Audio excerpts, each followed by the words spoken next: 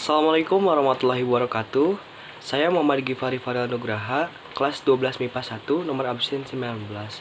Di sini saya akan membawa materi terakhir, yaitu materi tentang Wali Songo. Pengertian Wali Songo. Wali Songo atau Wali Sanga dikenal sebagai penyebar agama Islam di tanah Jawa pada abad ke-17. Mereka tinggal di 3 wilayah penting pantai utara Pulau Jawa, yaitu Surabaya, Gresik, Lamongan di Jawa Timur, Demak, Kudus, Muria di Jawa Tengah, dan Cirebon, Jawa Barat. Era Wali Songo adalah era berakhirnya dominasi Hindu, Buddha, Islam, budaya Nusantara untuk digantikan dengan kebudayaan Islam. Mereka adalah simbol penyebaran Islam di Indonesia, khususnya di Jawa. Tentu banyak tokoh lain juga yang berperan. Namun peranan mereka yang sangat besar dalam mendirikan kerajaan Islam di Jawa juga pengaruhnya terhadap kebudayaan masyarakat secara luas serta dakwah secara langsung.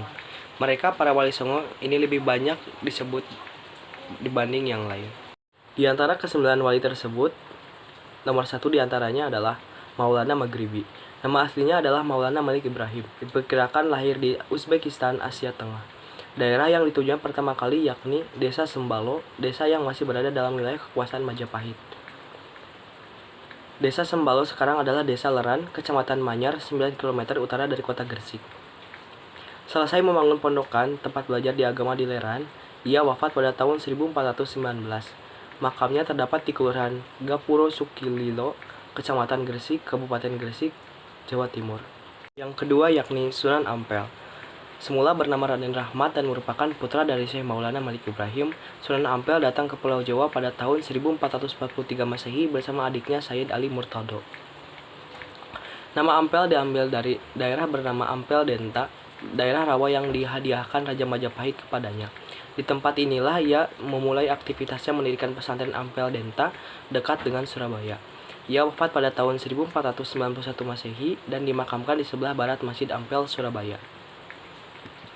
Yang ketiga yakni Sunan Bonang. Sunan Bonang adalah anak dari Sunan Ampel atau cucu dari Maulana Malik Ibrahim. Nama kecilnya adalah Raden Makdum Ibrahim. Mulanya ia berdakwah di Kediri yang mayoritas penduduknya beragama Hindu. Kemudian menetap di Desa Bonang, Lasem, Jawa Tengah. Di sana Sunan Bonang mendirikan pesantren yang dikenal sebagai Watu Layar. Kemudian wafat pada tahun 1525 Masehi dan dimakamkan di Tuban, sebelah barat Masjid Agung. Keempat yaitu Sunan Derajat. Nama asli Sunan Derajat adalah Raden Syarifuddin. Beberapa sumber sejarah menyebutkan ia adalah putra dari Sunan Ampel. Ia berdakwah ke sebuah desa bernama Desa Derajat, Kecamatan Paciran, Lamongan, Jawa Timur. Kemudian, ia mendirikan musola atau surau yang dimanfaatkan sebagai tempat dakwah. Yang kelima yaitu Sunan Giri. Sunan Giri, Wali Songo selanjutnya adalah bersahabat dari Makdum Ibrahim yang bermula bernama Raden Paku. Sunan Giri memilih sebuah tempat yang letaknya di bukit sebelah selatan kota Gresik, yaitu Bukit Giri pada tahun 1481 Masehi, sebagai pusat berdakwah di Jawa Timur. Kemudian, ia mendirikan sebuah pondok pesantren dengan nama Pesantren Giri. Yang keenam, Sunan Kalijaga. Ia merupakan tokoh Wali Songo yang paling terkenal di antara 9 wali lainnya. Nama kecil adalah Jaka Said dan diyakini lahir pada 1401 Masehi. Daerah tempat berdakwahnya tidak terbatas karena ia merupakan seorang mubalik keliling. Namun, Sunan Kalijaga lama menetap di Kadilangu, Demak. Di sana ia berperan aktif dalam pendirian Masjid Agung Demak dan menentukan kiblat agar sesuai dengan arah Ka'bah. Yang ketujuh yakni Sunan Kudus. Memiliki nama asli Jafar Sodik. Tidak ada bukti tahun berapa Sunan Kudus tiba di Kudus pertama kali. Namun, saat itu wilayah Kudus masih dikenal dengan nama Kota Tajuk. Saat itu Kudus masih didominasi oleh penganut agama Hindu dan Buddha. Sebab itulah Sunan Kudus menerapkan strategi dakwah dengan menghargai adat istiadat yang lama dianut warga sekitar. Bentuk masjid yang dibangun juga tidak berbeda bentuknya dengan candi milik orang Hindu. Yang kedelapan, Sunan Muria. Nama kecilnya adalah Raden Prawoto. Ia adalah putra dari Sunan Kalijaga. Nama Muria diambil dari tempat tinggal terakhirnya di lereng Gunung Muria, yang berjarak sekitar 18 km ke utara kota Kudus. Cara berdakwahnya berbeda dengan sang ayah. ia lebih memilih daerah yang sangat terpencil dan jauh dari pusat kota untuk menyebar agama Islam. Ia menyebarkannya lewat para pedagang, nelayan, pelaut, dan rakyat jelata.